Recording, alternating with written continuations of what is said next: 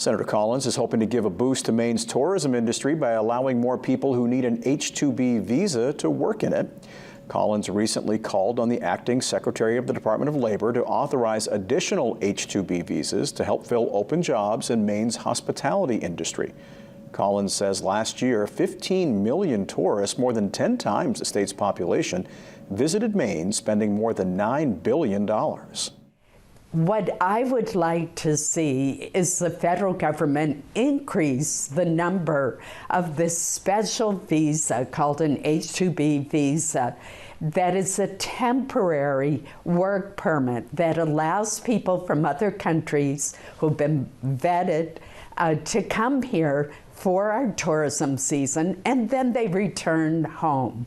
That has worked very well, but unfortunately the number of these visas is much too low.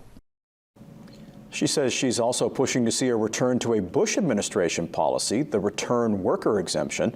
A worker from another country who had come to Maine to work in the tourism business for the summer and then went back home had an expedited process for coming back the next year.